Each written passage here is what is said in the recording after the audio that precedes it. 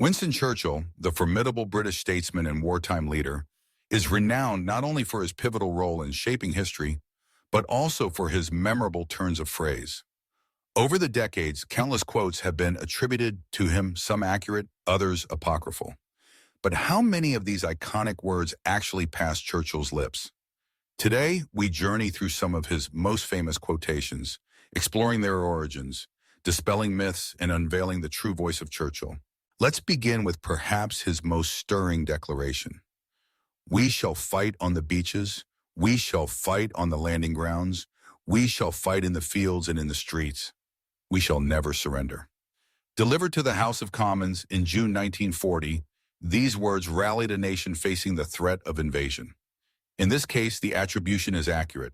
Churchill's speech, preserved in records and audio, reflects his characteristic cadence and indomitable spirit. The phrase has become shorthand for British resilience, and rightly so. It is pure Churchill. But what about the oft-quoted, "never, never, never give up"?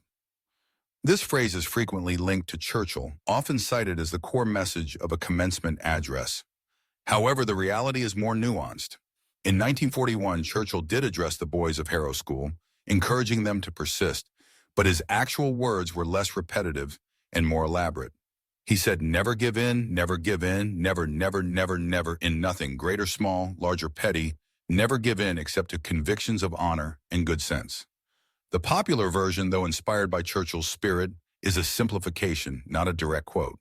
Another phrase attributed to him is, "Success is not final, failure is not fatal. It is the courage to continue that counts." These words, inspirational as they are, do not appear in any of Churchill's speeches or writings. Their origin is somewhat murky, and while they reflect Churchillian tenacity, there's no evidence he ever uttered them. This is a classic example of how the aura of a great leader can magnetize wise words, even if they are not his own. Consider also the iconic exchange, "If you're going through hell, keep going." While this saying is frequently linked to Churchill, historians have found no record of him saying or writing it. Its origin remains unconfirmed, yet its popularity endures, in part because it so neatly encapsulates the perseverance Churchill embodied during Britain's darkest hours. Not all quotes misattributed to Churchill are flattering, though. Take the notorious exchange, "Madam, I may be drunk, but you are ugly, and in the morning I shall be sober." This biting retort, supposedly delivered to a critic, has become legend. However, historians dispute whether Churchill ever actually said it. While Churchill was known for his wit, there is scant evidence to confirm this quip as his own. It is more likely a product of the era's fondness for sharp repartee than a direct quotation. Churchill did, however, deliver lines that stand the test of time.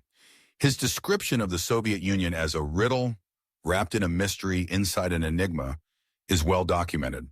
So too is his assertion that democracy is the worst form of government, except for all those other forms that have been tried from time to time.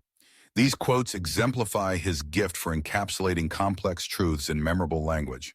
In the end, the words we associate with Churchill shape our understanding of the man and his era. Examining their origins reminds us that history is not just about what was said, but also about how memory and myth intertwine. Whether or not every famous phrase is authentically his, the spirit behind them captures the essence of a leader who inspired, provoked, and ultimately helped to alter the course of history.